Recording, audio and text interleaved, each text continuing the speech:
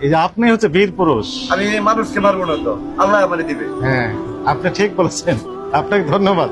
জি, আমার জন্য দোয়া করবেন।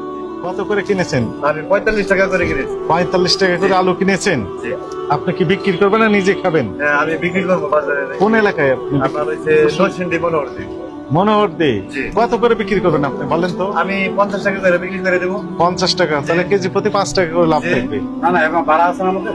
ভাড়া আছে। এটার পরে মনে করেন বড় জোর কেজিতে 2 টাকা বা 3 টাকা ভাড়া পড়বে। আরো মাল নিচ্ছি, হ্যাঁ। শুধু আলুর তো আর পড়তে পড়বে না। শুধু আলুই নেননি, আরো কিছু নিয়েছেন। হ্যাঁ, আলুর সাথে আরো অনেক কিছু নিচ্ছি।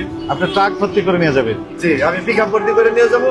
কেজিতে হয়তো বা 2 টাকা বা 1 টাকা পড়বে। হ্যাঁ। আমি যদি 3 টাকা লাভে বেশি বা 4 টাকা তাহলে তো অনেক লাভে বেশি, লাভ। আমার সমস্যা নাই। অনেক লাভ। হ্যাঁ, আমার গ্রামের মানুষে খাইলো। হ্যাঁ, এই যে অনেকে আছে যে 60 টাকা 65 টাকা প্রশ্নই আসছে না। ব্যবসার মধ্যে একটা মানুষ সেবা আছে, আমি এতটুকু বলছি। রাইট। আপনার